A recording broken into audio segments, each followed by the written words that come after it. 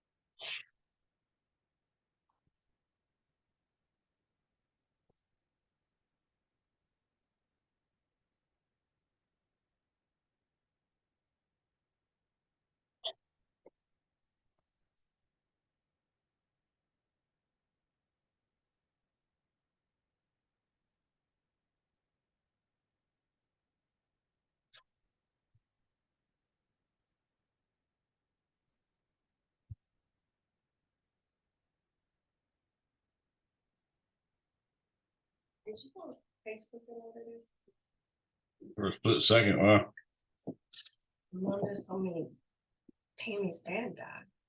I was like, how do you know? She's like, she has it on Facebook. I was like, what? I didn't see that. Either. Girl.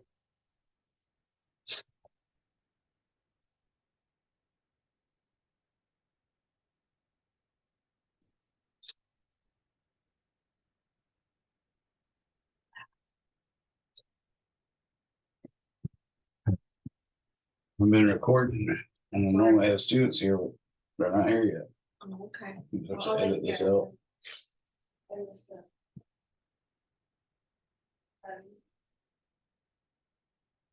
Mama.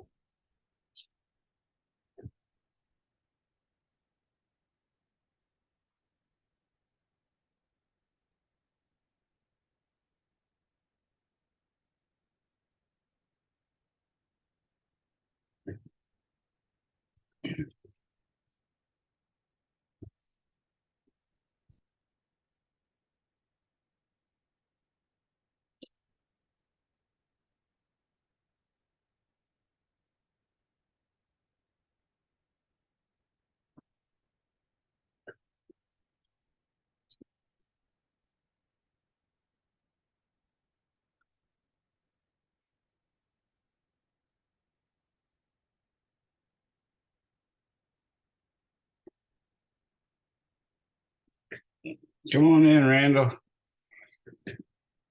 How you doing, Professor? All right. Ask me any questions if you want to. Got plenty of time. Got 11 minutes before class starts. I'm just here sort of like an office hour for you guys. I got you. So far, so good. Thank you. Good deal. I got to remember to cut these out, these beginnings out though, because I'll sign on at like 10 till 5 or something. Then I'll get 30-40 minutes of just dead. Well, normally the top of my skull looking like this, which is not the most appealing image. Yeah, that happens. Yeah, it cracks me up.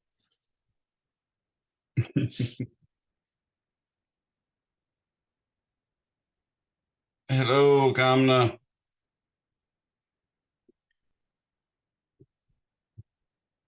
Hello, sir. How you doing? I'm good. That's good. Feel free to ask me any questions. I'm just sitting here, living the high life. I was like, this is super early. Hey, yeah. I was just telling Randall here that often sign in at like 5 or 10 till 5. So often my videos start with like 20 minutes of dead air. Okay. I've learned how to cut it out at the beginning. I bought Camtasia and some other software to do this with, but my Camtasia just spontaneously stopped working. But luckily I've now figured out how to edit the videos within YouTube. Oh, that's nice. Yeah, it's not that it's a decent editing tool, but it's not that powerful. Okay. My Camtasia was really good and I paid a good penny for it, but I think since I updated my operating system, they must have a new upgrade that hopefully I'm eligible for because I paid a lot of money for it. Otherwise, for nothing. You're not making a lot of money on YouTube yet? I'm making zero money on YouTube. I might actually make tens of dollars by the time I die. many 10. I'll be a tenninaire. uh, That's funny. yeah. And some So, snake in the grass got to Physics Solutions first. I've owned the URL for physicsolutions.com, .net, and .org for like 20 some years. Still, someone managed to get Physics Solutions in YouTube before me. So that kind of aggravating. That's why mine has to end in Billy Younger Physics Solutions instead of just Physics Solutions. So that aggravates me. But oh I well. have a question here. Okay, go for it. So for that, is Applewood machine? What I'm using to upload, is that what you say? No. I'm talking about the Applewood machine, the one we deal with small M and capital M. Oh, gotcha. Atwood. Yeah, gotcha. I'm sorry. I just misheard your accent. Sorry about that. Yes, the Atwood machine. So for T, like when I use the second equation to replace the value of the acceleration, right? I don't end up with the same equation for T. You should get 2 times the product of the masses. So if you lose a little m and a big M, you should get 2 small m big M times G over small m plus big M. Yeah, that's what I get. But I thought the tension, like numerically, the tension should be the same thing, right? It's the same thing on both sides. It's not the same thing as the acceleration. The acceleration will be the difference, like m minus m over m plus m times g, but the tension will be 2 g over m plus m. Yeah, what I'm saying is the tension is, if you after, okay, let me restate it. The acceleration is m, big M minus small m, right? Divided by m plus m, right? Big M plus, time g. Exactly. So when you replace that acceleration in equation 1 and 2, they are not giving the same thing. Oh, okay, gotcha. I'm almost I'm pretty close to 100% sure you've made some arithmetic or algebraic error because that's pretty. I've done this like thousands of times and it always comes out. Not only that, I've done extreme versions of it where like both sides are on an incline and the tension will actually reduce down to the exact same thing. So I've done it many ways. So you probably Okay. just made some kind of careless mistake. Often it's forgetting that a fraction bar is also the same thing as parentheses. So if you have minus a fraction and then you get a common denominator, that minus goes with both or three or however many terms are in your numerator. So you've got to distribute it that way. I would Okay. suspect I'm almost certain that would be where your error is if you made one. I'll try it again. Okay. But yeah, and that's a figure that's so known to me that I've literally more or less had it memorized since I was an undergraduate. So and I'm kind of old. I'm pushing 100 now. So so you probably if you don't get it right, it's probably some error. If you need help though, feel free to ask me. I can write it up again. You'll actually probably find it. Well, I posted it on the video, so you should be able to see the work there. It's just a matter of algebraically working with fractions, which is really daunting for a lot of people and just not something you're used to doing. I find way more comfort in working with symbols than I do with numbers. So I'm fortunate in that sense, but at the same time, that also makes it not quite as easy and transparent. So when I teach it, so I try to use numbers as often as I can, as opposed to just symbols. But I also like using just symbols because then you can analyze it afterwards and you can see that, hey, if the two masses are the same, then in fact you get the tension is just, mg as opposed to 2mg. Anybody else have any questions? We still got a good 4 minutes before class starts. Because I'm so awesome.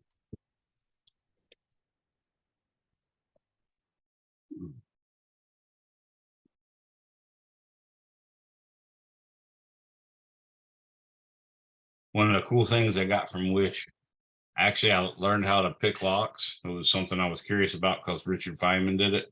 Learned how to pick locks. So they sent me a whole lock picking kit from Wish, and I've actually never been ripped off by Wish before. So a lot of people say bad things about them, but I've actually had nothing but good luck. In fact, well, I should say almost nothing but good luck. For instance, the one time I did get something that they had forgot. They actually just sent me 2 brand new ones instead of 1 brand new one. They had sent me a device without the actual instructions. So it was a device where I could actually make dang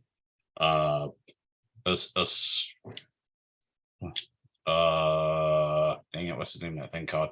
Anyways, I could make a device for electronics out of this toolkit, and then they left off the instructions. So I wrote to them and they said, oh, I'm very sorry, and they sent me actually 2 versions of it, 2 more of them. So the oscilloscope is what I was making. But like I said, I got this cool thing. Now I can pick all sorts of locks and all sorts of cool stuff like that. Plus it's got this nice little padlock that's transparent, so you can actually see when the key works, what's going on, what makes it work, that kind of stuff. Kind of fun. The one thing that is a problem about Wish is if you place an order, it'll take 8 weeks, 10 weeks, something like that for it to get there. But I've bought a buttload of boots from there. I've bought knives, all sorts of cool stuff. Just help the good people of China, evidently. You still got 2 minutes. Anybody have any questions, or do you want to hear some more random sales attempts for me?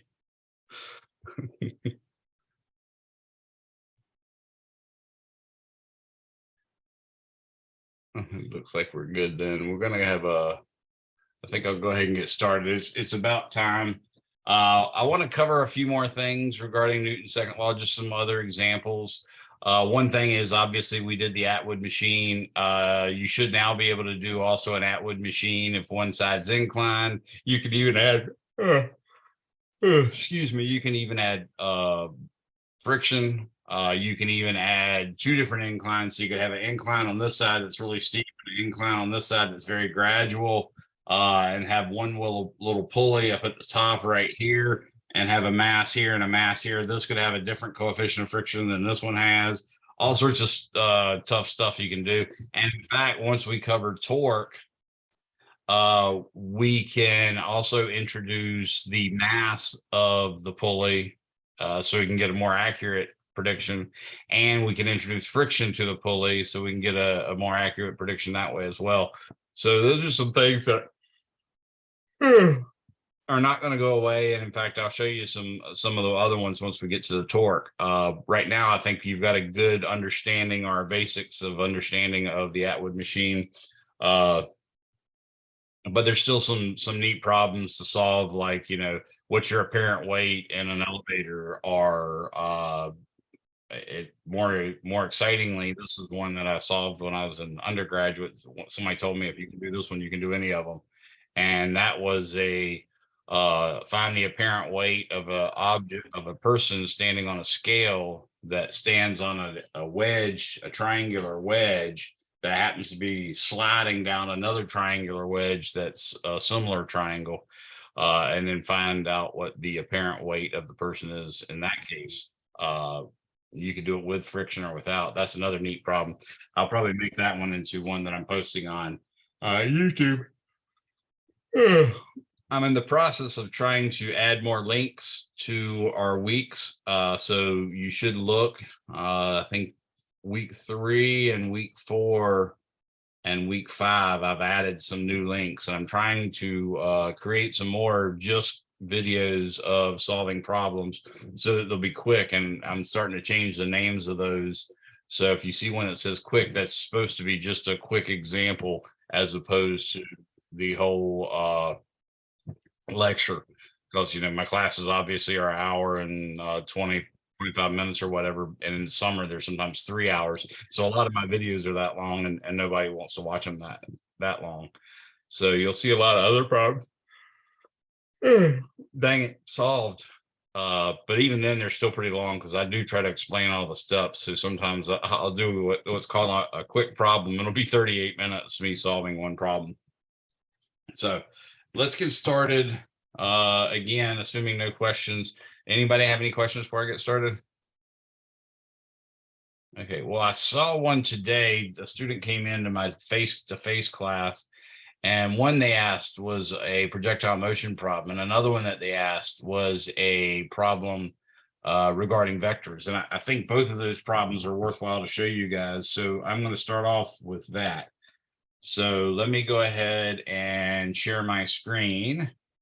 Feel free to stop me and ask questions. You can do your hand raising thing. That's cool too. If I don't see it in an appropriate amount of time, then by all means, just speak up, and then I'll hear you at least. I don't mind you.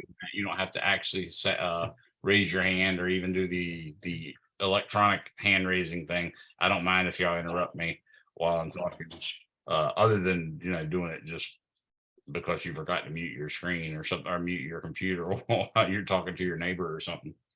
All right, so one question was asked, and let's imagine, in fact, an airplane flying by, and that airplane drops a package. Let's say the airplane, oh, I'm evidently drawing with a dotted line and did not know that.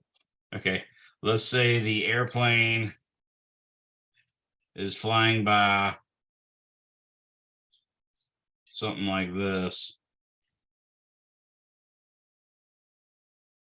Okay, and it's moving at, let's say, 300.0 meters per second horizontally. And about that time, it drops a package. And in fact, it's currently at a height of 900.0 meters from the ground. And it's going to land somewhere on the ground. And what we want to know is what is the direction of the velocity when it hits the ground. So if I may, this thing's going to shoot off horizontal and then land way over here somewhere. And just at the instant that it hits the ground, it's going to have a definitive final velocity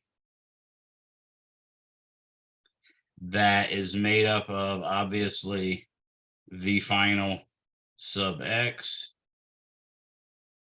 and v final sub y, and this is going to be some angle phi, and that's really what I want to know. So at what angle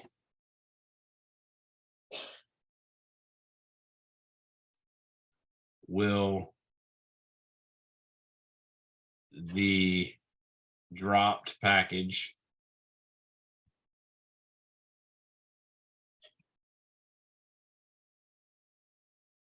hit the ground?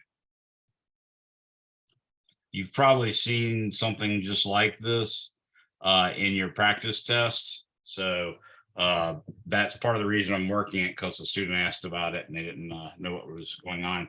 So what I was telling them earlier is I could set up an XY coordinate system. I could say, let's let this right here be the positive x-axis. Let's let the bottom here right below the plane be the origin, and that'd be the y-axis. And then I know that the y is given by -1/2 g t squared. Since it was fired horizontally, there is no initial velocity, but there would be an initial height, y0, which is equal to 900.0 meters. So that definitely can be done. And you could solve for y equals 0, and that would give you at what time this hit. And then you could use that time to determine what the velocity was when it hit the ground using a velocity equation. Of course, you'd also want the x component of velocity, and we know from v bar equals x minus x0 over t. Whoa, I don't know what I drew there. Over t, we know from that you could say x is equal to x0 plus v bar t. But in this case, if we're talking about v sub x, then v bar sub x is just equal to v sub x, because we're ignoring air resistance on projectile motion problems. The only thing that's going to accelerate us is the acceleration due to gravity. So I could do all that, figure out how far away it lands. But to be honest with you, the quickest way to find this is I know from projectile motion that the horizontal component of velocity is not going to change. And in fact, it's going to stay 300 meters per second. So what I know is v final sub x is equal to 300.0 meters per second, and that's going to stay the same. So I already know the x component of that final velocity. What I really need to know is the y component of that final velocity. So rather than using these equations for position and then solving for time and doing all this other stuff, it would be smarter for me to use the v squared equals v0 squared plus 2a x minus x0 equation. Only I will use it for the y component. So I will write the solution as follows. So what I'm going to do is v y squared is equal to v0 y squared plus 2 times negative g. Since I drew my coordinate system the way I did, the acceleration of gravity would be in the negative y direction. So I have to say the acceleration is negative g. And then instead of x minus x0, I'm obviously going to say y minus y0. So I also know that the initial velocity in the y direction, since it was fired horizontally, is 0. And I also know that the final position is going to be 0 as well. So I can actually solve this by saying Vy is equal to the plus or minus square root of 2 times negative 9.80 meters per second every second times 0 minus 900.0 meters. Notice how when you multiply meters by meters per second, you get meters squared per second squared. And when you take the square root of that, you're just going to get meters per second, which is exactly what we want. So now if I compute this, I'm basically saying the square, well, let me just do the main part first. I'll do 2 times negative 9.8 times negative 900. And that gives me 17,640. So plus or minus the square root of 17,640 meters squared per second squared. Now, this fact that this v squared equals v0 squared plus 2ax minus x0, one of the reasons a lot of physics teachers don't allow you to use it is because it's not a vector equation, and you have to now use your intuition, your physical intuition, to decide whether the final velocity is positive or negative. Given that we drew up is the positive y direction, it's pretty obvious that the actual velocity component in the y direction is going to be negative. So I'm going to say it's negative square root of 17,640. So when I do that, I get 132.82 meters per second. So that's the final y component of velocity. The final x component of velocity is just 300.0 meters per second. So that's pretty straightforward. Now I can redraw my coordinate system in such a way. Actually, let me not do that one. Let's do it this way. There's my x-axis, there's my positive y-axis. What I have is an x component of velocity that is pointing in the positive direction. So I'll draw a blue vector right here and say that is 300.0 meters per second. And then I will draw in the negative direction a y component of velocity that in fact is quite a bit shorter. That's going to be 132.82 meters per second. And all we're really trying to find out is this angle that this velocity vector makes right here, phi, with the horizontal. So all I have to do to solve this problem is say that, well, I don't want to use that. I'll use red again. I'll say that the tangent of theta, or excuse me, tangent of phi is equal to, notice how I don't put any signs, it's equal to opposite over adjacent. So I'm going to write down 132.82 with no signs over 300.0. Okay, so phi is going to be the inverse tangent of whatever that mess was. So if I do 132.82 divided by 300, I get the that I'm taking the inverse tangent of 0.44273. And now I'm going to take the inverse tangent of that, and that gives me 23.9 degrees, or 23.881 degrees.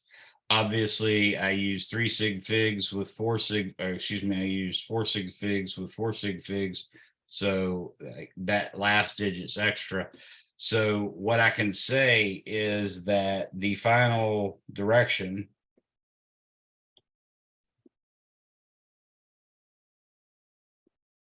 of the projectile just before it hits the ground is at 23.88 degrees below, actually I don't want to use cursive, below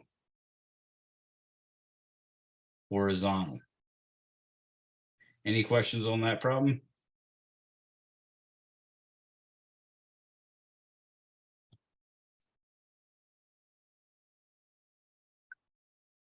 So that's a pretty straightforward problem.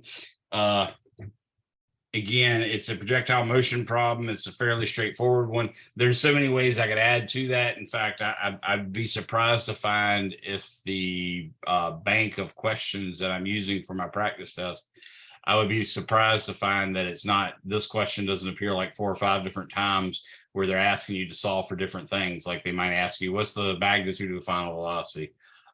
This one's more or less asking you for the direction.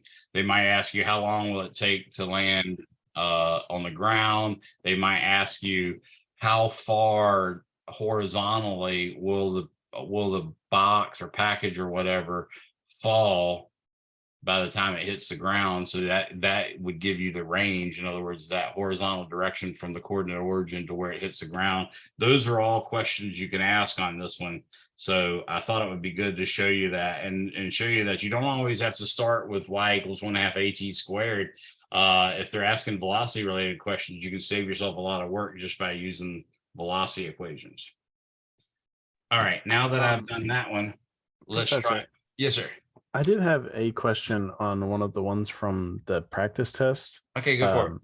You want to share the screen? Yeah, can I? Yeah, let me see? set it up where you can share it. Okay, you should be able to share now.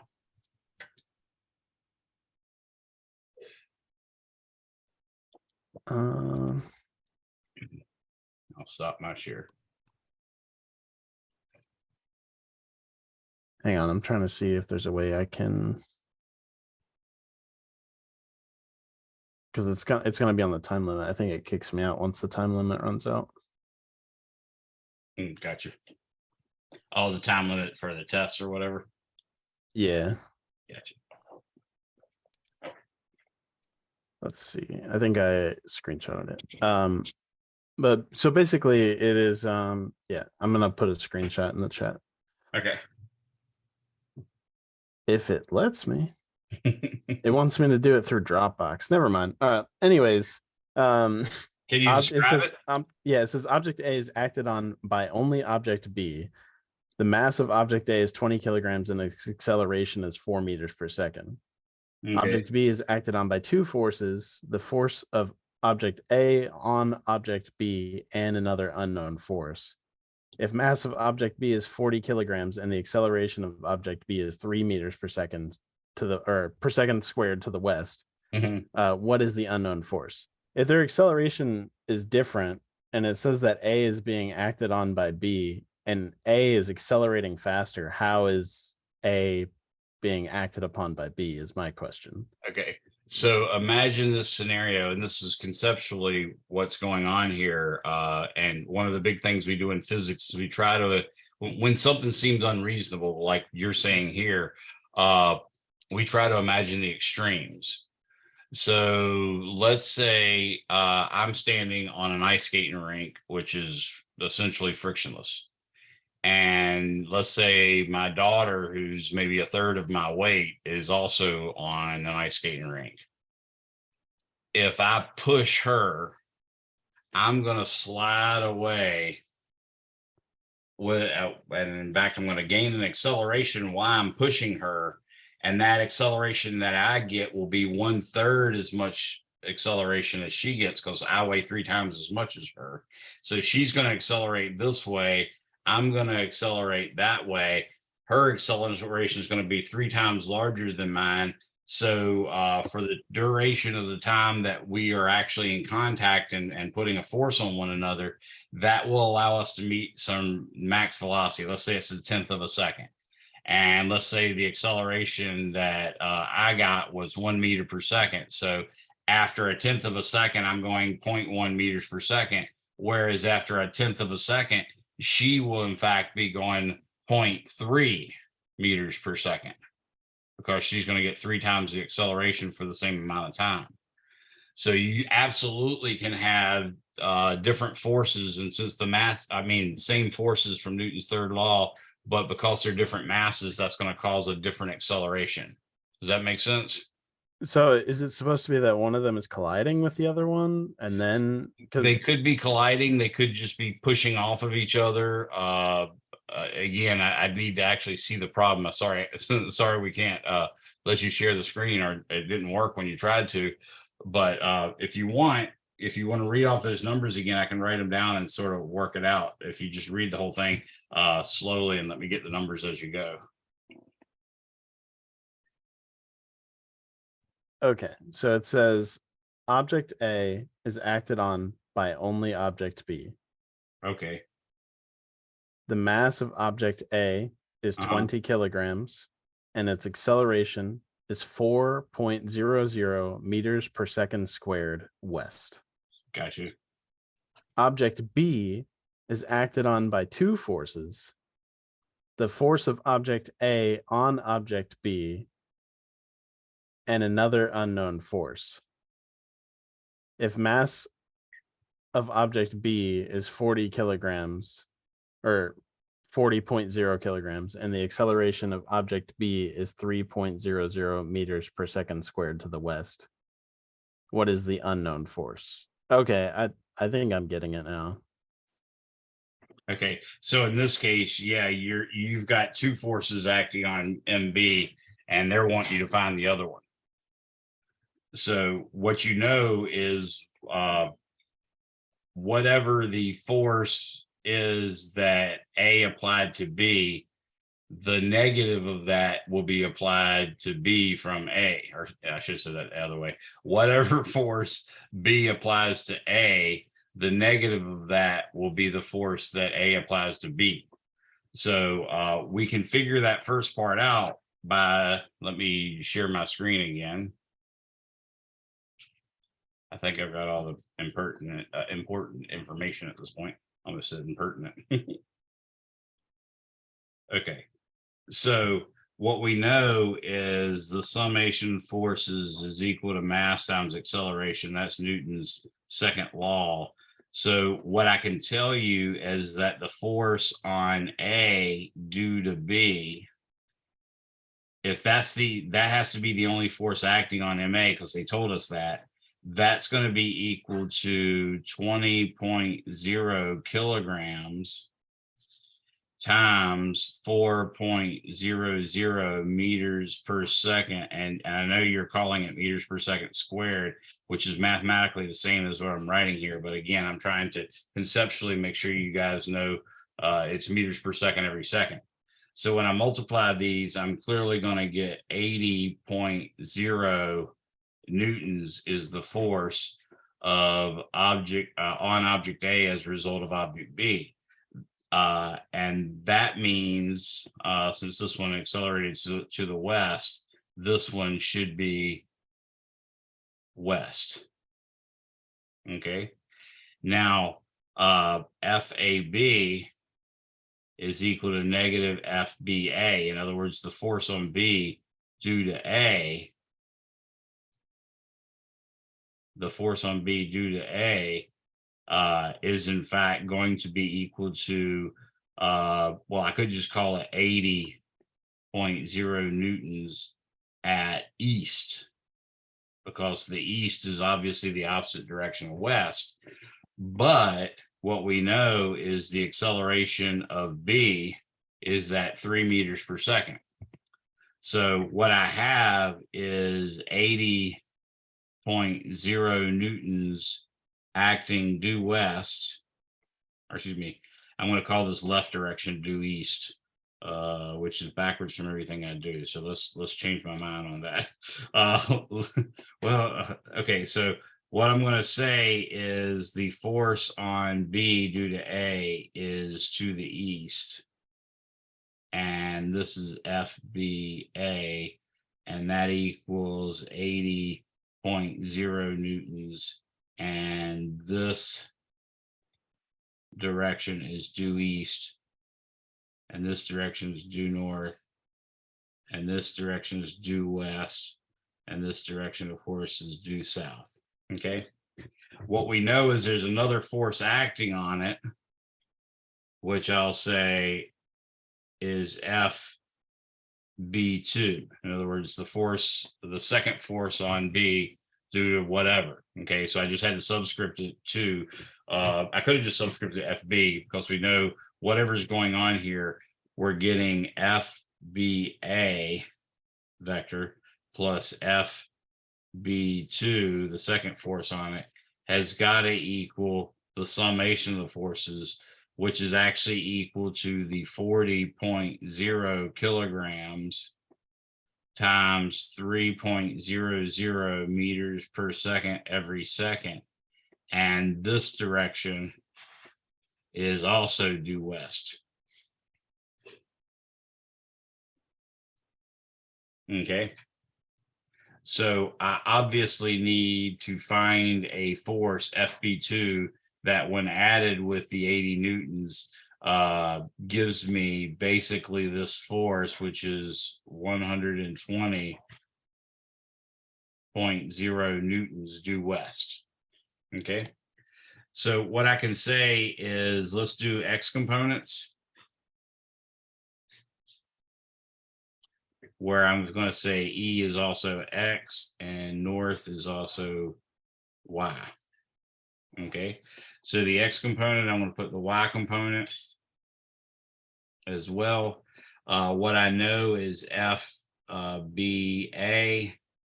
The X component is in fact positive 80.0 newtons. The Y component is 0. I know that the force B2 has a FB sub X force and a FB sub Y force. I don't know what those are yet, but that's what I'm trying to solve for. And then I also know that the summation of FBA, or actually I'll just say the summation of all the forces, has to be obviously equal to the mass times acceleration. They said the acceleration, of course, was 3 meters per second. And what we figured out was that 3 meters per second every second times 40 kilograms is 120 newtons due west. So I'm going to say this is negative 120.0 newtons. And since we have no X acceleration whatsoever, or excuse me, no Y acceleration whatsoever, I know the acceleration in the Y direction is 0. So I can automatically tell that FBY is equal to 0. I also know that these top two rows should add to give me this bottom row. So if I write 80.0 newtons plus FBX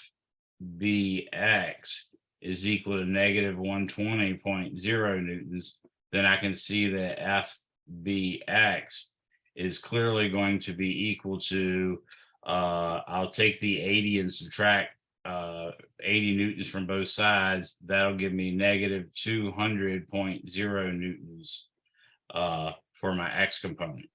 Okay. All right. I am kind of lost on when something was going east, though. Okay. So basically, if you tell me the acceleration of object A is west, that means the total force applied to A must have been in the west direction. But Newton's third law says if object B is the one that put that force onto A, then the force on B from A will be the opposite of that. Remember, Newton's third law says for every action, there's an equal but opposite reaction. So a 80 Newton force due east has as its opposite due west has as its opposite an 80 Newton force due east. So that's just from Newton's second law or Newton's third law, which is right here.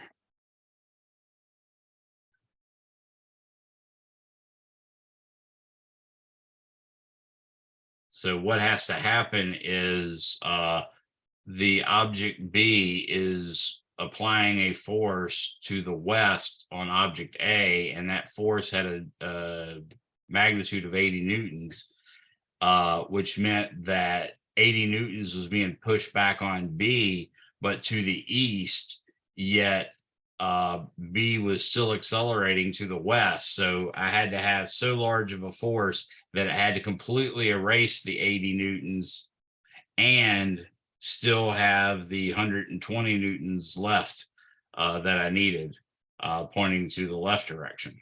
So that's where the negative 120 came from. You can see from the arithmetic that where it came from, but that's ultimately what it's doing. Okay. Does All that right. make So sense? that kind of makes sense. I just don't understand how. So the way that you're saying or describing it, object B is pushing object A to the west, right? Yes. But so if object B is just like constantly pushing object A, how does, I don't understand how object A ends up going faster. Okay. So again, what we just discovered is that the force on B was a total of 200 newtons, whereas the total force on A was a total of 80 newtons. So you can see it's a lot bigger force acting on it, and therefore you get a lot bigger acceleration for object A than you do for B. I mean, that's part of the reason.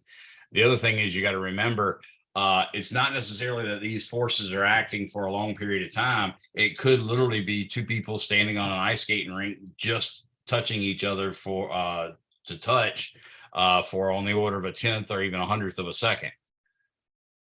So what you can imagine in this scenario is, let's say, a 20 kilogram kid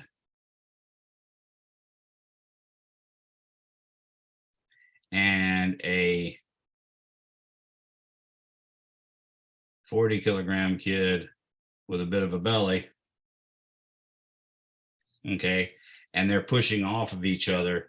What ultimately happened was this guy that had a mass of 20 kilograms. Actually, I should probably put those on the opposite side. Let me do that real quick. Let's do this is the 20. Whoa, really? Let's make him skinny too. So this is the skinny guy, and this is the 20.0 kilograms. And this is the heavy guy. Again, a kid, and that's the 40.0 kilograms. And they're both pushing off of each other. So this guy ends up going with an acceleration of 4.0 meters per second per second. This one, on the other hand, ends up going with a acceleration of 3.0 meters per second per second. Now, what we're saying is the only force acting on this one was F on A due to B, which obviously pointed to the right, to the left.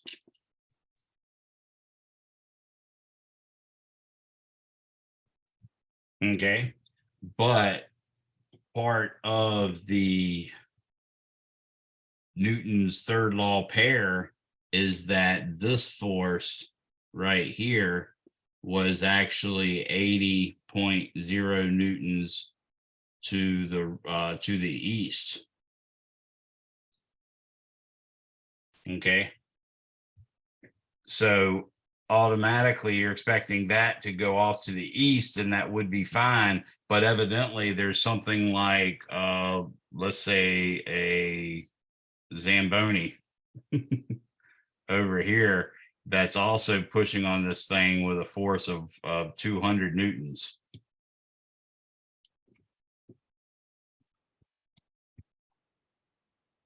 So let's say, for instance, this Zamboni is applying force FB.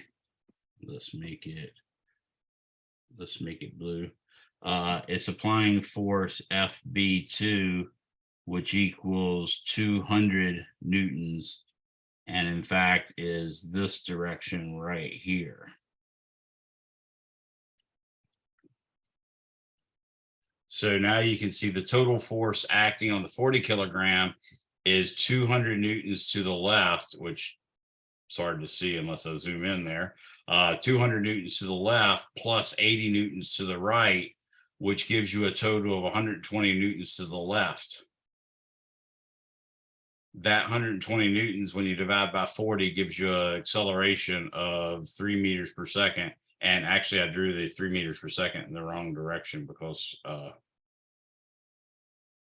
it went east, not west. Or excuse me, it went west, not east.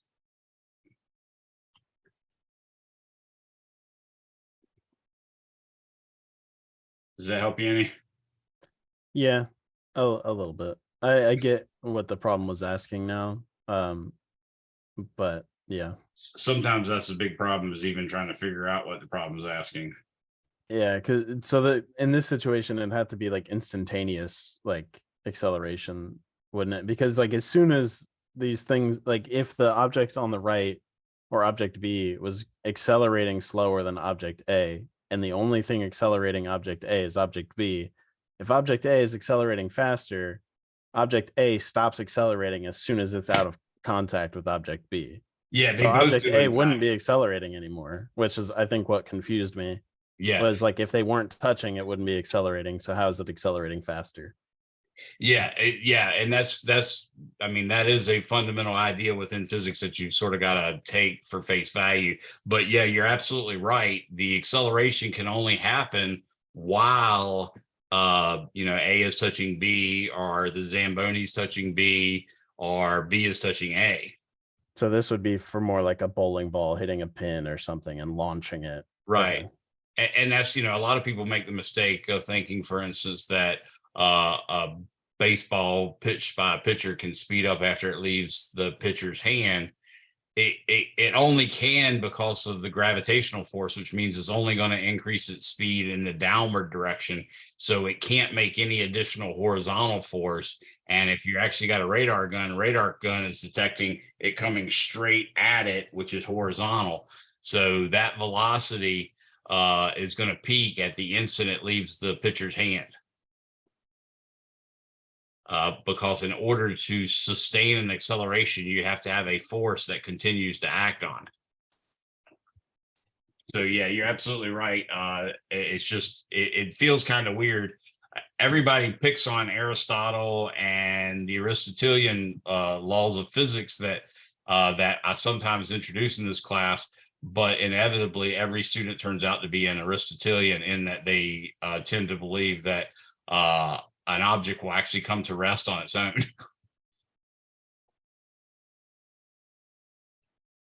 Whereas if you really had no forces acting on it, it's never going to slow down. It's never going to come to rest. It's going to continue forever.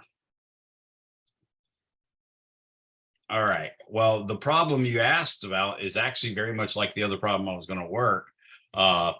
In fact, what the other problem was let's say you had a force F1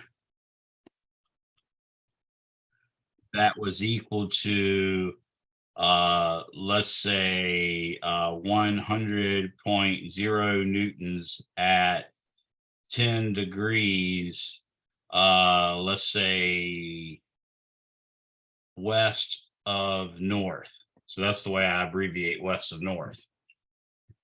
Let's say the object had a mass, the M was, let's say, 20.0 kilograms, and that it got an acceleration of A equals 3.00 meters per second every second. And that was at an angle of, let's say, 20.0 degrees. Let's say north of east. Okay. There was one other force, F2, and that's what we want to know. Okay. So if I draw a coordinate system here for this one, then what I could do is I'll draw a coordinate system like this. That'll be my north, which is also my y-axis. This will be my east, which is also my x-axis. And of course, this is west, this is south. What I have is this crazy force right here. That's F1. And that, of course, is 10.0 degrees. And what I have is from Newton's second law. I don't know how I do know how I did that. From Newton's second law, the summation of the forces is equal to mass times acceleration. So I can take that 20.0 kilograms and multiply it by 3.00 meters per second every second. Sorry about that writing. That really was bad. Meters per second. And that is M times A, but it's also equal to the total force. So it turns out to be 3 times 20 would be 60.0 newtons. And since the acceleration was at 20 degrees north of east, the whole M times A is 20.0 degrees north of east. So what I know is, I'll use this guy, F net is in fact 20.0 degrees, and its magnitude is 60.0 newtons. So if I were to try to complete the parallelogram, for instance, what I need is a force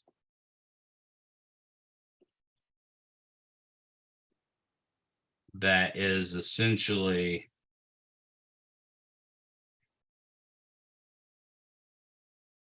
like that. So in fact, this must be F2, which equals question mark, because obviously that's the way you add F1 and F2 to get a total force that is the diagonal of that parallelogram. That being said, I don't have to use that diagram. I just wanted to show you physically what's going on with that. So now all I have to do is realize that I can write the name of the force. I want to do it in the table just because sometimes that helps people. I can write the magnitude. I can write the direction. I can write the X component. And I can write the Y component. Okay, all in the table. Now what I have is F1 has a magnitude of 100.0 newtons, and it has a direction of 10 degrees east of north. Is that the way I described it? Or did I say north of east? 10 degrees. Oh, west of north. Yes, sorry about that. That was west of north. So 10.0 degrees WON. Okay. That means my X component would be, notice if I want the X component, I'm going to take the cosine and multiply it by 100. So I'm going to say 100 times cosine 10. And that gives me a negative. It actually gives me a component that's supposed to be negative. It just spits out the positive answer. So I've got to force that negative there and say that it's 98. Whoa. Cosine was the Y. Sorry about that. So sine of 10 degrees times 100. So 100 times the sine 10 degrees. That should give me negative 17.36 newtons. Okay, the Y component will be positive. In that case, it is 100 times cosine 10. So this is a case where the actual cosine is given the Y component and the sine is given the X component. In this case, it's 98.48 newtons. F2 is what we want to know. I don't know this. I don't know this. I can call this F2 sub X. I can call this F2 sub Y. But what I do know is when I add these two up, I should get the summation of the forces total. And what I do know is that the X component has to be 60 newtons times the cosine of 20. And that's automatically positive. So it's 60 newtons times the cosine of 20.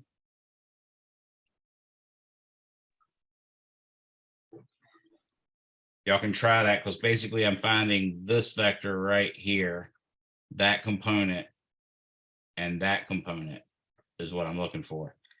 That one right here is 60 newtons times the sine of 20 degrees. And this one is 60.0 newtons times the cosine of 20 degrees. They're both positive, so I'm okay with that. So I'm going to say 60 times sine of 20. In this case, I get 20.52 newtons. So now you can see that negative 17.36 newtons plus F2x is equal to 56.38 newtons, which means that F2x has got to be equal to 56.38 newtons plus 17.36 newtons. So 56.38 plus 17.36 gives me 73.74 newtons for my x component. Similarly, 98.48 newtons plus F2y has to give me 20.52 newtons. So that suggests F2y is going to be equal to 20.52 minus 98.48.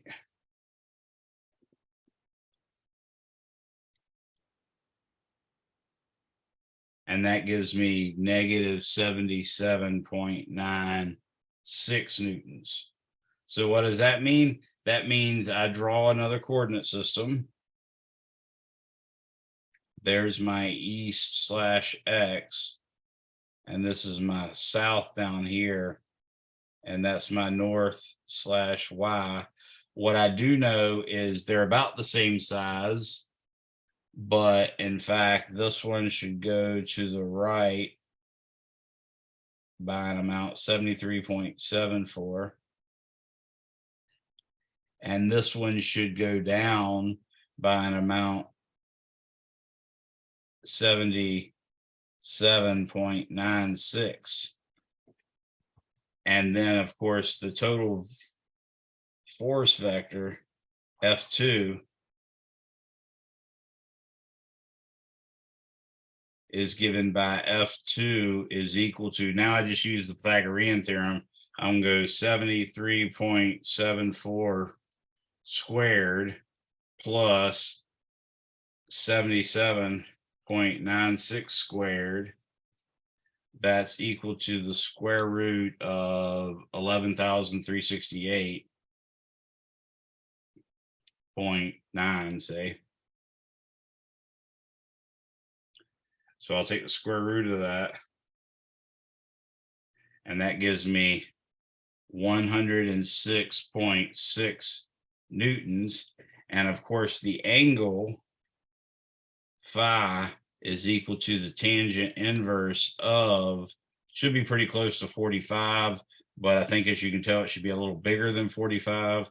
I'm going to write it is 77.96 over 73.74, and take the inverse tangent of that. So I'm going to say inverse tangent of 77.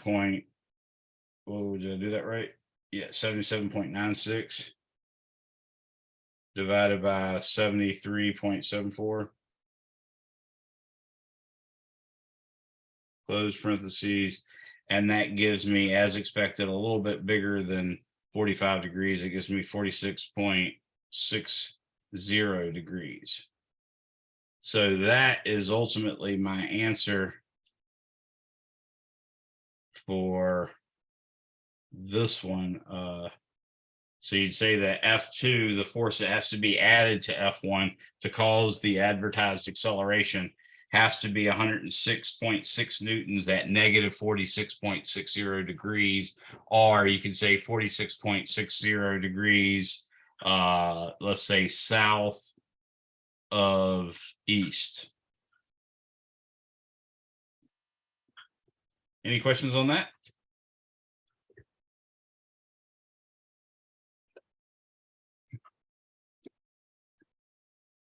This one was another one that's not unlike one of the practice test problems, but one of my students asked me in class what it was. So I'd worked it. Actually, I've changed all the numbers because of it. I just going out of memory here. So I'm sure they're all entirely different. But the way I did it was the important part, because that's the physics, is can you solve the problem? Okay. So anybody have any questions on that before I go on? So last time I did a block on a block, and the top block had a rope attached to it that went around a pulley connected to a wall. And then that rope came off the pulley and went to the bottom box, and they had coefficients of friction and stuff like that. So that's a pretty robust style problem. You could also, for instance, put 3 boxes in sort of a train assembly. So you have like a box with a rope attaching it to the box in front of it, with a rope attaching it to the box in front of it. And all of them are sitting on a frictionful surface. And then you have a total force pulling all 3. That's another Newton's second law type problem, where you can determine not only what the acceleration of the whole setup is, but also you can tell out what the individual tensions in the ropes are, the tension between the first one and the second one, and the tension between the second one and the third one, and that sort of thing. So those are very reasonable. I would definitely make sure you look at problems like that. They are much easier than the one I worked for you. Now, the next thing is we've got to understand rotational motion. So I'm going to give you an answer without an actual derivation, but I'm going to give you a chance to make extra credit by doing the derivation yourself. So what I'm going to do is I'm going to say, let me introduce you to a position vector that I made up myself. The position vector is r cosine 2 pi over t times little t in the I hat direction, plus r sine 2 pi over t times little t again, in this case in the j hat direction. Okay. What I would like you guys to do with this is a couple things. So one, you're going to fill out this table of time x and y.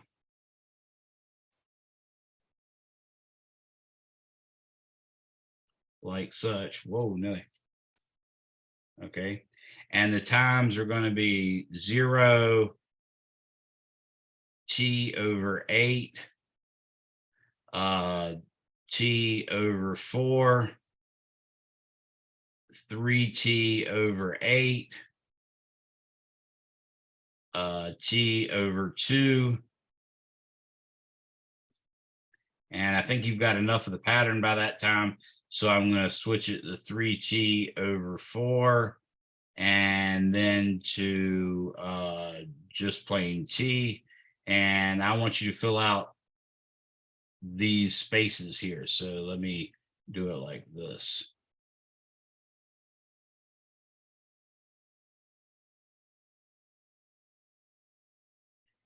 Then I'm going to say, let's let you find v sub x and v sub y, and then a sub x, and then a sub y for all these same times as well. Okay, so I'll continue with this blue line.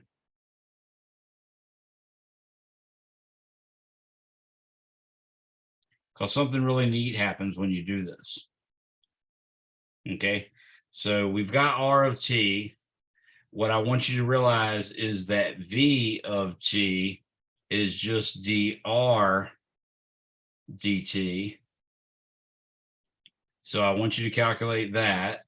And then A of t is just dv over dt. So I want you to calculate that as well. And then use it to fill in all of these spaces.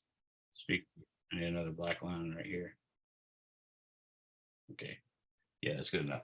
So I want you to fill these out. The reason being is what you'll ultimately figure out is that the magnitude of V of t, and you can try to verify this yourself. So I'm going to say dot, dot, dot, meaning I want you to show it. That's going to be 2 pi r over t. And the magnitude of A of t is also going to be constant. So I'll let you try to figure that out yourself. And in fact, it's going to become V squared over R. Okay. In other words, the acceleration of this is a constant. The magnitude, you can even see that the magnitude of R is actually a constant too, if you want. So I would like you to complete all that. Everybody see, and I'll type it up so you'll know what to do, but you're supposed to take all this stuff and fill in the table.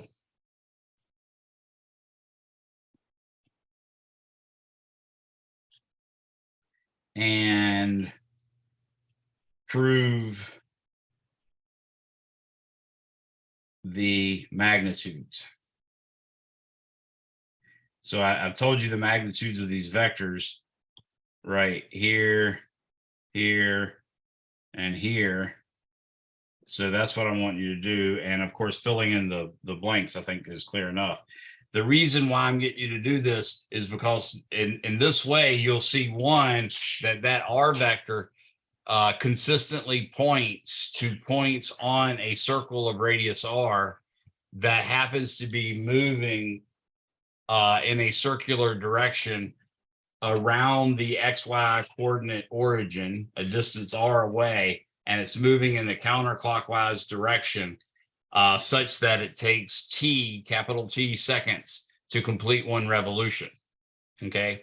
When you do that, then what you end up discovering is that in order for such an acceleration to exist, in order for such circular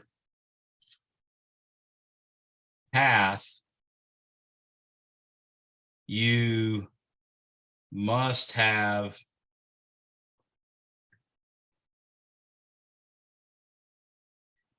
a centripetal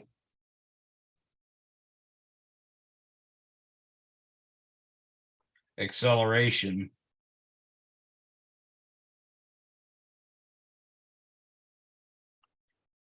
A centripetal is equal to V squared over R.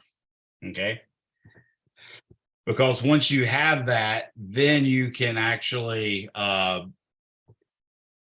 know that you have enough acceleration that's going to keep it in the circle. Notice it says centripetal, not centrifugal. Centrifugal, you've probably heard the phrase centrifugal force before. There is no such thing as a centrifugal force. There is a necessity to have a centripetal force.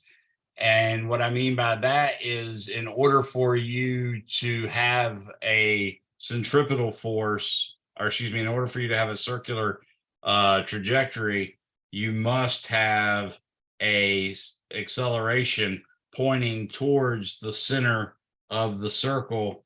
And that centripetal acceleration is in fact the square of the velocity divided by the radius of the circle. Somebody's here, Shawnee. It looks like it might be an Amazon delivery truck. Anyways, so that's what you have to have. Okay. if you're going in elliptical orbit, then all bets are off and the velocity is not going to be a constant. It's going to actually speed up as you get closer to the elliptical orbit's focal point where the sun is, and it's going to slow down as it gets farther and farther away. But the main thing is now we know what that centripetal acceleration requires. So I can do a simple thing like solve for the angle of an inclined plane so that you don't need any friction to go around a curve. So what we're going to do is we're going to imagine a car. Let's say an old Army Jeep, for instance, like this. And it's actually going at a velocity v out of the page at this instant. It's out of the page, but it's going in a circular direction.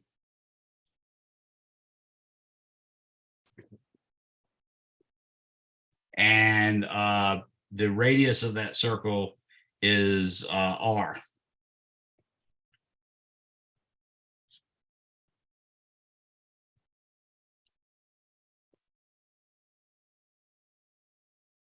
Okay, so that's what we're trying to show here. In order for that to be the case, what that means is you have to have an acceleration centripetal that's horizontal. Okay, so I'm going to draw a coordinate system, and often we tilt our coordinate systems for an incline like this. I'm not doing it this time, and there's a good reason. Okay, so here's my coordinate system. I'm going to say this is the positive X direction. This is the positive Y direction. My car has a mass M. Let's say my incline goes like this and has an angle, of course, of theta, which means this angle is also theta. We can use that as needed. But the main thing is you're going to have a centripetal, a normal force that has to be perpendicular to that ramp. So this is F normal. And I'll draw it showing that it's 90 degrees right there. Now, if that's theta, this angle right here is theta, then this next angle has to be 90 minus theta. And then this angle would have to be theta again. And from that, we can see the summation forces in the y direction equals mass times acceleration in the y direction gives us, now we're not imagining this car bouncing up and down, so the acceleration in the y direction has to be 0, but what we get is Fn cosine theta minus mg is equal to 0, because in fact,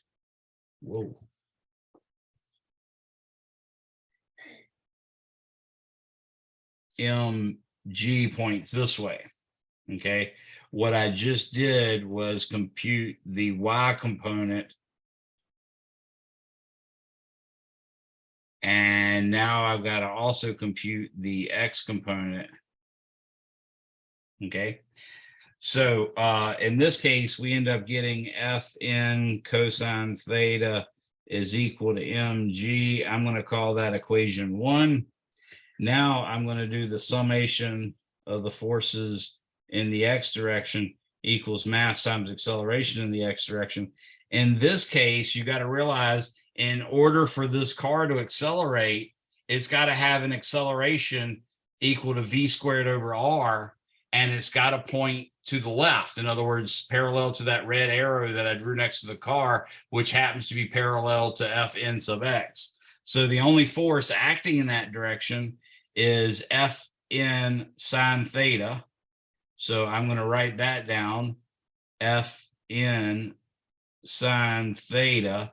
That's the only force acting. However, it's got to be equal to m times a, so that's m v squared over r. And that's going to be equation 2. Anybody want to guess how I'm going to solve the system of equations for theta?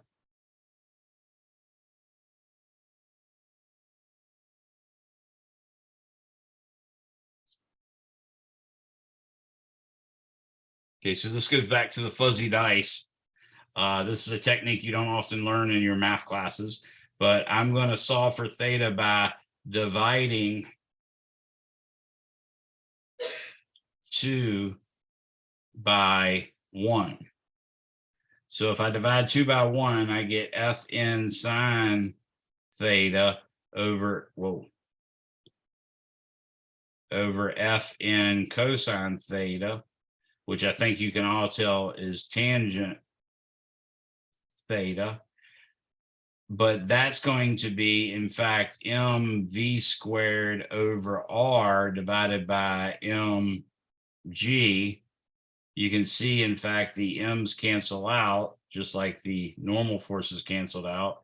And we get that tangent theta is equal to v squared over gr. So that's the angle you wish to tilt a banked curve for a given velocity and a given radius of curvature. Now, the trick is, if you design a curve like that, let's say this is an exit ramp coming off the interstate. If you design that for, say, 35 miles per hour, then at 35 miles per hour, you can go around that curve even when it's a solid sheet of ice, and you will not need any friction whatsoever, and you will make it around that curve with no traction whatsoever, completely frictionless. However, if you're going 30 miles per hour instead of 35, you're going to slide down the incline into the center of the circle, probably where a lot of other cars are sitting, having crashed as well because they were too scared to deal with the snow and went too slow. Also, if you went, let's say, instead of 35, maybe you went 40 or 45, at that point, there's not enough tilt to keep you in place. So you're going to slide out and over the edge. But either way, that's a nice little problem for finding the tilt of a highway exit ramp, say, for a given velocity. Your book does an example just like this and then gives you some real numbers. I think it says like a 100-meter turn at 50 miles per hour. You can compute that. Another thing I wanted to do, I didn't show you last time. I meant to, but I think I ran out of time, was the fuzzy dice scenario. So if you imagine, I'm going to try to do it in this bottom part. If you imagine your windshield like this, and then you got a rear view mirror like this, normally you'd have something hanging this way. I'm going to not really do fuzzy dice because fuzzy dice are not necessarily symmetric, so their weight won't necessarily line up in such a way. I'm going to use like a fishing sinker, and what's going to happen is the car is going to accelerate at a rate of a, and that's going to force that string to kick back at an angle theta, and in fact we'll have a little mass m right here with a force acting straight down of mg. Okay, and we have a tension in the rope that happens to be, let's use black for this, that happens to be at that angle, and that's the tension in the rope. Okay, now I will draw my coordinate system. I'm going to make that the x-axis. I'm going to make that the y-axis. And what I'm going to do is say the summation forces in the y direction equals mass times acceleration in the y direction.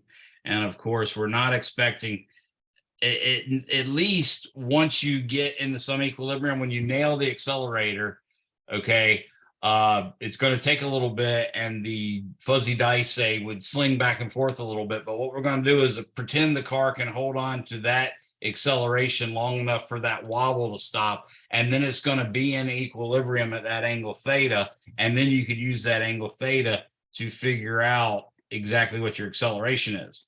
So in that case, the acceleration in y direction will be 0 by that point. And in fact, you will get basically the tension times the sine of theta. That's the force upward, minus mg is equal to 0.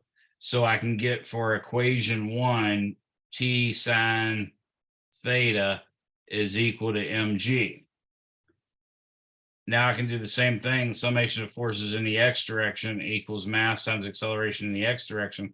Only this time I know it's actually going to have some acceleration because the car is accelerating, and therefore the tension in the string has to pull the little sinker thing along so that it accelerates at the same rate. Only the only force I have is t cosine theta. So in this case, I'm going to say t cosine theta is equal to m times a. And that's going to be equation 2.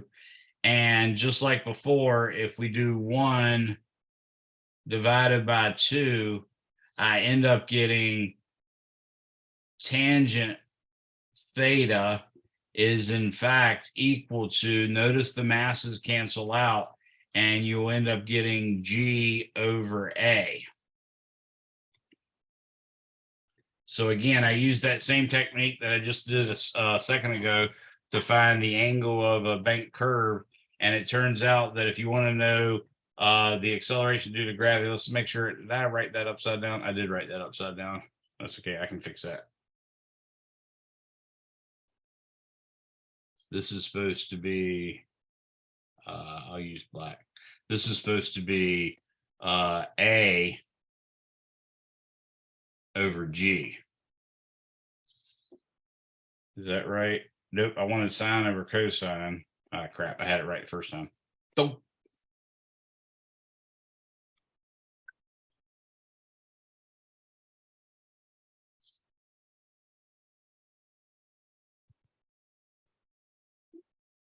So you can actually use such a thing hanging from your rear view mirror to give you an idea of your acceleration. You could even calibrate it, that kind of stuff. But that's pretty good. I think I got a pretty good bit of experience for you in solving problems. That one on the bottom was just one I was supposed to solve on Monday, but never got to. This other one we do have to do. One more thing, let's do an elevator. Okay, just so you'll have some idea what goes on with that. I am going to imagine a little elevator car like this, and I'm going to imagine there's a scale in the elevator car, and you're standing on it like this, and you have a mass m. Let's say the car is accelerating downward at a equals 2.00 meters per second. If you've ever rode in an elevator, when it first takes off, it's actually accelerating. And if you take off downward, you can jump up and you feel like you can get really, really high, and your head will almost come in contact with the ceiling. Or at least that's what happens with me when I used to do it with my little girls when we're off being goofy and daddy's being goofy. And in fact, if you try to do it when you take off on the way up and jump up, you'll quickly get the floor coming up to you. So all of this is going to help us figure out why all that is so. So I'm going to make up a coordinate system again. And this time I'm going to say up is the positive y direction. And I'm going to draw a free body diagram of the mass m.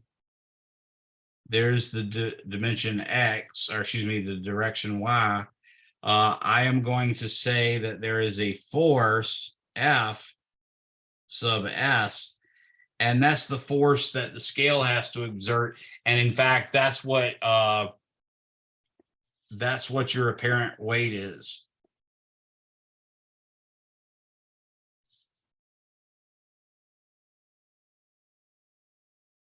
Okay, now there's also a force acting downward, and that force is mg. Now, the summation of the forces in the y direction is equal to mass times acceleration in the y direction.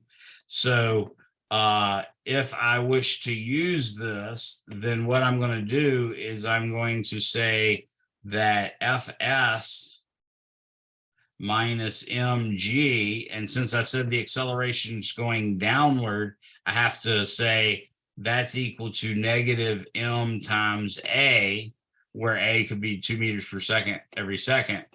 Okay.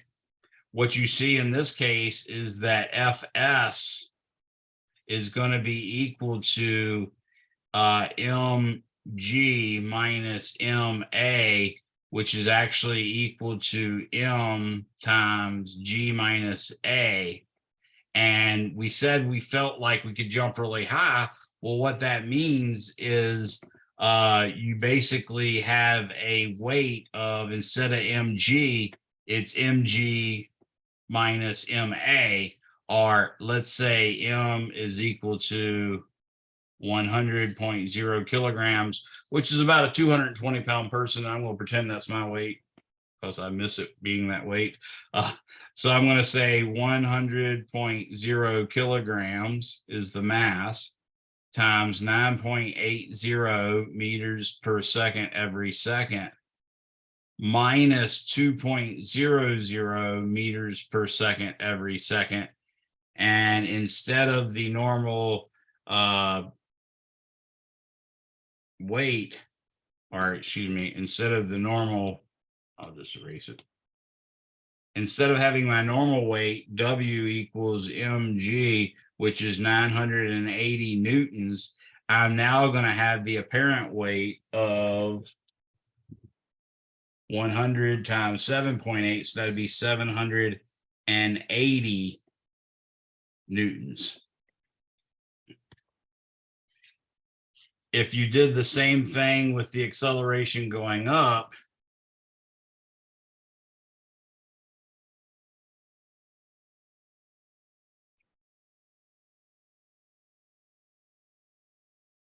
if you did the same thing with the acceleration up, then what you get is Fs minus mg is equal to positive ma. And remember, I told you that made you feel like your legs are really heavy when it's accelerating upward. So you get that Fs is equal to m times g plus a. So instead of my weight being mg equals 980 newtons, in this case, I get 100.0 kilograms times 9.80 plus 2.00. And of course, the units are meters per second every second. So I end up getting, in fact, 11.80 times. So that's 1180 newtons. So you can see the apparent weight was less when I'm accelerating downward, and the apparent weight is larger when I'm accelerating upward. And so that's just another problem that I wanted to make sure you guys had some experience with. I think I've done a pretty complete analysis between what I've shown you and explained to you and what examples the book has. You should be able to do everything you need to in chapters 4 or 5. And we're even to the point where you're starting to be able to make use of chapter 6. All I've got to do now is introduce you to gravity and how Newton discovered it. So we've got about 1 minute left. You guys are, of course, free to go. And I will wait for the last person to leave in case you have any questions. I'm going to gussy up my beard here with my cool comb. Because I'm a goober. Can I stop sharing the screen? Is anybody trying to make a copy of this right yet? All right, I'll stop sharing. Professor, Yes, sir. I emailed you last night Okay. about taking the test this weekend. Okay. I have a project due next week, and the only time I have to be able to do that project is this weekend, along with studying for the test for my engineering class. Okay, gotcha. And I was wondering if I could take the practice test and the test at a later date. Yeah, well, the way the online test work, is it during the midterm or you just talk about during the next test? During this test coming up this weekend. Okay, so yeah, just you get a whole week. When I open the test up, you get like a whole week to get it done. If you can't get it done in that time, just send me another email to remind me, or tell me in class that night, and I'll give you another opportunity to do it. It won't be a big deal since you had this and you told me ahead of time. You won't lose any points or anything like that. I'll try Okay. to even set it where you get a couple extra days. Is this James that I'm talking to? Yes, sir. Okay. Yes, sir. I'll write down that so I remember. You guys, please pay attention to your email because I might be putting up some more videos. Of course, it'd be better if y'all made me a tenaire, meaning someone that's made tens of dollars by actually subscribing to my YouTube channel. And then you get a notice every time I post anything. But I am posting new links on Canvas, and I'm also posting new videos on my YouTube channel. So it'd be nice if you kept an eye on your emails for that. But yeah, I'll take care of you, James. I got it written down here, so I'll remember. Anybody else have any questions? Yes, could you share your screen again? Yes. The table that you wanted us to fill in? Okay, yeah.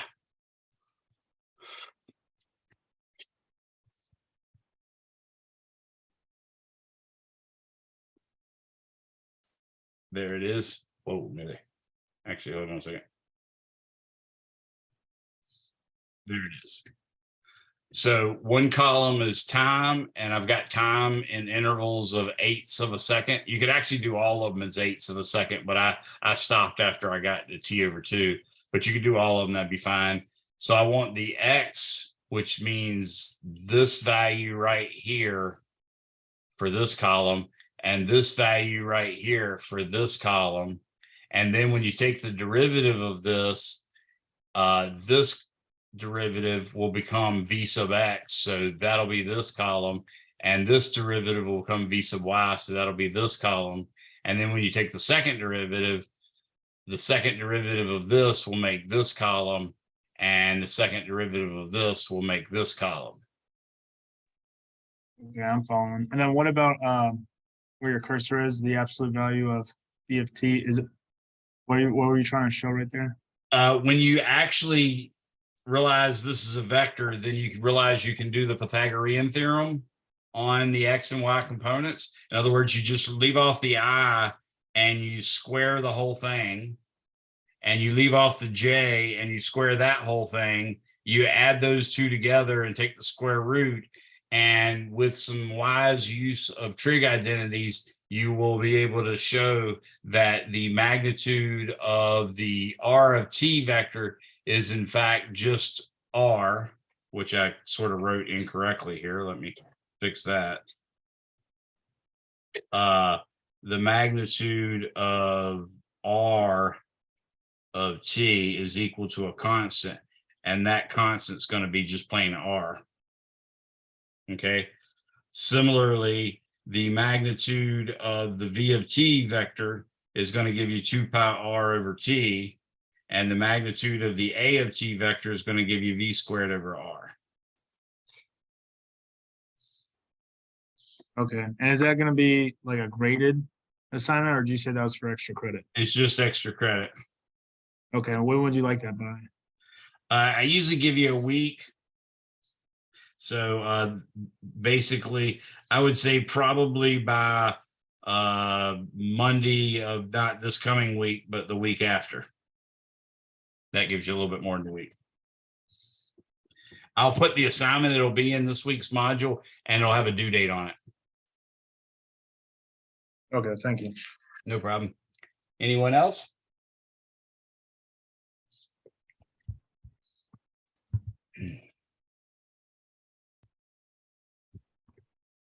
All right, Didio. I have a question. Yeah, go for it, Kamna. Yeah, the that one. Can you share your screen again for? Yes. Well, I think I can. Okay, let me see here, here, here. The one with the, not that one. Can you go back? Yeah, this one, the one on the board, on the bottom. Okay, gotcha. Yeah, the scenario, I just can grab the scenario. right Okay, there. can you see the image of me on the video as well? Not just the iPad screen, but me up here waving. Yes, I can So see you. what you can imagine here is let's say this little bit of cord. Okay, normally this would hang from your rear view mirror just like this. Mhm. But when I accelerate and take off, it gets a lag behind like this. Yes. And I'm saying that angle that it's lagging behind is theta.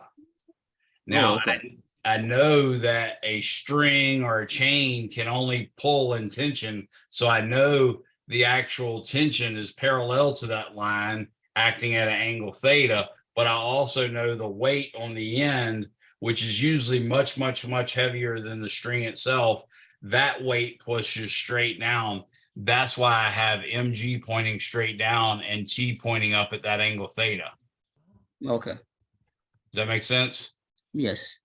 Now, what you end up seeing from these two equations is that the y component of t is what's going to have to support the weight of the hanging mass. And the x component of t, this part right here, is completely responsible for accelerating the mass m to an acceleration a. So if the acceleration is on the right direction, the mass will tend to go on the opposite to x. Yes, just like if you hit your accelerator in a really, like a Corvette or, some kind of car with actual power, or even a golf cart for that matter, or a Tesla, if you hit the accelerator really hard, you'll feel your head get slung back against the seat. That's basically what's happening to whatever you had hang from the rearview mirror. Okay. There is an instance where it does the opposite, but that's when you have a helium-filled balloon. So other than the helium-filled balloons, they all act like that. Okay. How did you call the name? I'm just trying to Google or find like a problem. Oh, fuzzy dice. Fuzzy dice. Okay. Yeah, How do you you spell can go that? to my YouTube channel and do a search for fuzzy dice, and it'll pop up. And I think I might have even put a link to that in one of our modules in the class too. So you might be able to find it there. All right. Thank you. No problem. Christian, Didio, Brianna, anybody have any other questions? I have one question. Yes. Just it's kind of like an update on how everything's going in my lab. I kind of changed my mind with the idea, and I was wondering is there a relationship between the mass and its acceleration due to gravity, or is there no relationship at all? Okay. So it turns out Galileo discovered that yes, well, once we introduce Newton's law of gravity, it turns out that yes, your weight is related to your mass. So if you take, let's say my daughter, let's say she weighs 50 kilograms, probably doesn't, but anyway, she probably weighs less than that. And my mass is 100 kilograms. I weigh way more than that, but let's just pretend that this is 50 and 100 kilograms. Well, the force of gravity on me is going to be twice as large as the force of gravity on her. So you'd think from F equals ma that I will be accelerated by twice as much. Well, that's the problem. Newton's second law says this force, if you double that, then yeah, the acceleration should double as long as everything else stays the same. But lo and behold, look right here, this m on F equals ma, if I double my mass, which makes my weight twice as big, well, my inertia, this M right here happens to be the same thing. So that's going to be twice as big. So that's why all objects accelerate at the same rate of about 9.8 meters per second every second, or 32 feet per second every second. So there is a relationship between the mass and acceleration due to gravity. Yeah, so there's a relationship between the mass and the weight, and then that's counteracted by the interaction between the mass and your reluctance to accelerate. All right. So the M increasing causes the force to get larger by a factor of 2, but the M increasing by a factor of 2 also makes your reluctance to accelerate increase by a factor of 2, so that everybody falls at the same rate. Okay, I understand now. Thank you, sir. Except for maybe the Dallas Cowboys, they fall at a much greater rate than everybody. Yes. So, Professor, based on what Yes. you said about that, is the inertia make you how you say resist the acceleration? Right. Yeah. Inertia is sort of your reluctance to accelerate. Okay.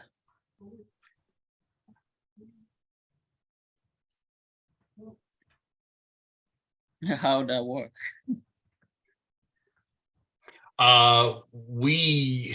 That's going deeper than we know. All we know is that the universe acts like if I put a 1 kilogram object down on the floor and I give it a good kick, it's going to get a good acceleration. But if I put a 10 kilogram object down on the floor and I give it the same kick, it's not going to accelerate, but about 1/10 as much as the 1 kilogram object. So it's more epistemological. I mean, there's some interesting stuff to wonder, why is the universe so explainable? We have no reason for that. I mean, the universe doesn't know us a darn thing. We didn't have to be so lucky that F equals ma actually works, but it does. So to say why, I can't do anything with that. Thank you. You're welcome. Have a good one. You too, Kamna. Christian Didio, or I'm probably horribly mispronouncing that name, and I apologize. That's right. I've heard worse. I do. I was hoping you could walk me through a problem that I was doing on the practice test. Okay. It's a chapter 2 one, Okay. but I'm just not sure how to work through it. I get to a Alright. certain point and I just can't go further. So I took a photo of the problem so I can read it. It has to do with vectors, and it's similar. I think it's similar to the extra credit assignment too. Okay. So Did it you says, try sharing your screen? so I took a photo of it. 'Cause Okay. I don't think I can get to it anymore. Oh, okay. If you can pull the picture up on your screen, or you might be able to, I don't know, it didn't let anybody put a picture in the chat last time, so I'm thinking it probably ain't gonna let you do that now. Mm. Uh-oh, I hear a baby in the background. Or at Yeah. least a child. Let me see. Give me a minute. I can try to send it to my email real fast. No problem.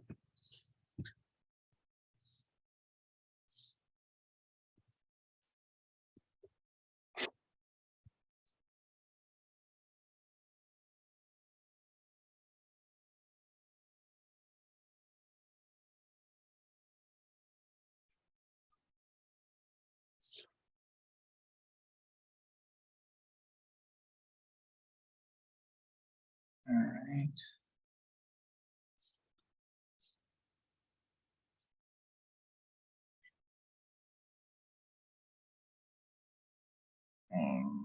So in the chat, hopefully.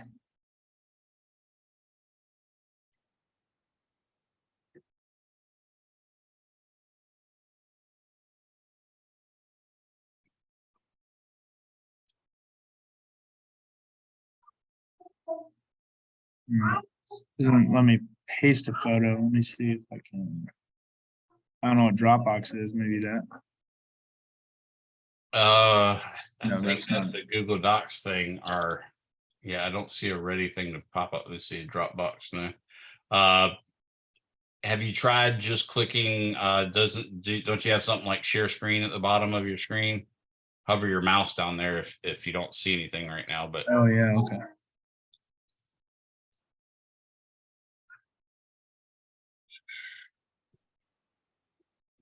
Yeah, there you go. you see that? Uh-huh. Okay, so I just took a wild guess. And I got it right. So let me see. This is a velocity is equal. Actually, I worked one just like this. This is really good. So I'm going to write it down real quick. So leave it up there for a second. The V0 of t is equal to 3.00 meters per second I hat plus 1.00 meters per second j hat, and that's at t equals 0.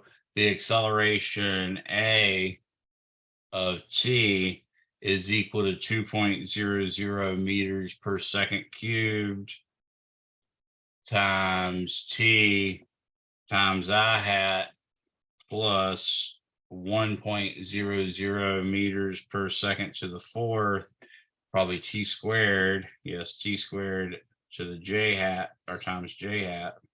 Got that. And they're giving me that R0 of t is equal to 1.00 meters I hat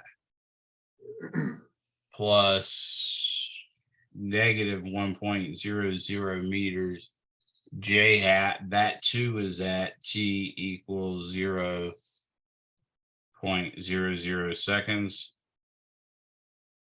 And what they want to know is what is the position. Okay, so they want to know R of t equal 1.00 seconds equals question mark.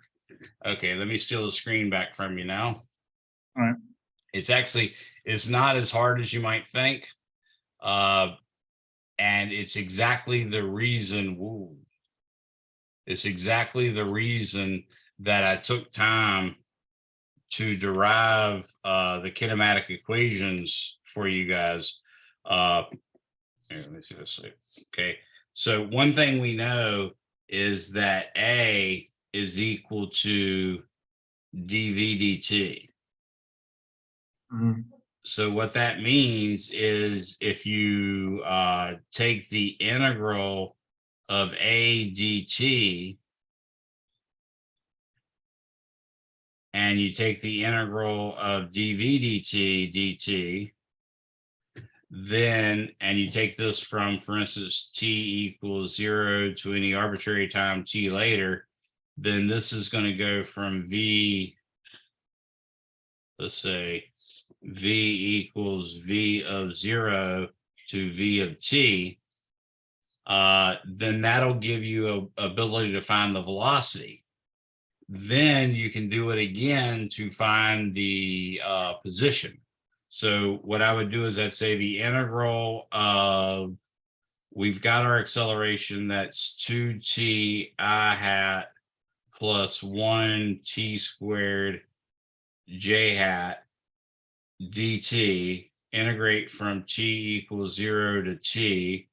That's equal to v of t minus v at 0, which, by the way, they already gave us that. That's 3.00 I hat plus 1.00 j hat. So that's what they mean by v0 of t. So that's all I did was put that in there. When I integrate this, I get one, well, in this case, I'd get 1/2 t squared for that first one, but there's a 2 in front of it already. So I'm just going to get t squared I hat plus 1/3 t cubed. And notice when I evaluate that at t equals 0 and t, it comes out to just what I have here. And that's equal to v of t minus 3.00 I hat plus 1.00 j hat. So ultimately, I'm going to say v of t, the vector, is actually equal to, and I could write it as a vector that way as well. V of t is going to be equal to, if I pull the I hat to the other side, it's going to be positive. So that'll be t squared plus 3.00 I hat plus 1/3 of t cubed. Ooh, I should remember to put that. So that minus 1 is going to become positive 1 over here. So I'll say plus 1.00 j hat. Now what I know is v of t is dr over dt. So I'm going to do the same process again. So this time I take the integral from t equals 0 to t of t squared plus 3.00 I hat plus 1/3 t cubed plus 1.00 j hat dt is equal to r of t minus r of 0. In other words, this side I'm integrating just like I did before, but instead of v of 0, I'm doing r of 0, and instead of v of t, I'm doing r of t. Now, they gave us R0. Notice that's right here. So I can still get all that. When I integrate this left-hand side, though, now I get 1/3 t cubed plus 3.00 t, all that times I hat, plus this will be 1/4, so it'll be 1/12 t to the 4th plus 1.0 t, all that times j hat is equal to r of t minus I hat minus j hat. In other words, I'm getting rid of the 1.00 and just calling it 1. So I hat minus j hat. So now I have r of t, solving for this, is a minus I on the right becomes a plus I on the left. So I'm going to say 1/3 t cubed plus 3.00 t plus 1, all that in the I hat direction, and then plus 1/12 t to the 4th plus 1.00 t, and then minus a minus became a positive, so this will be minus 1.00 j hat. So that's my r as a function of t, and that's what you have to do to get this. So now all they want is you to take this and compute what is r of 1.00 seconds. So you plug in t equals 1, that gives you 1/3 plus 3 plus 1 I hat plus 1/12 plus 1 minus 1 j hat. So if I'm doing this, I'll say 4 plus 1/3. I can say 4 is 12 over 3. So that'll be 12 over 3 plus 1 over 3. That'll be 13 over 3 I hat plus 1/12 j hat. And that's what the actual result is. So if you divided 13 by 3, that'd be 4.3333 I hat, and you divide 1 by 12, I think that's like 0.06 something another. 1 divided by 1, 2. Oh, that's 0.0833. So that's how that problem's done. Does that make any sense to you? Yeah, so I was able to do most of that. What I see what you did that I don't understand is when you took the integral v of t, which basically brings it to r of t, you said r of t minus r of 0. Why do you say r of 0? I don't understand that part. Okay, so r of 0 is me treating r as a function of t like it is up here. You see r of 0, r sub 0 of t is this. They would actually have been more correct to leave the 0 down here off of it and just put a t equals 0 in there, or just a 0 in the parentheses. So what they did instead was they said R0 of t is equal to this, and they're saying it's at t equals 0 seconds. So they're saying the same thing, except way more verbosely, because they're making it, obvious by twice indicating that it's the R that you have at t equals 0 seconds. Once by putting this little O here, and then once by saying it's at t equals 0 seconds.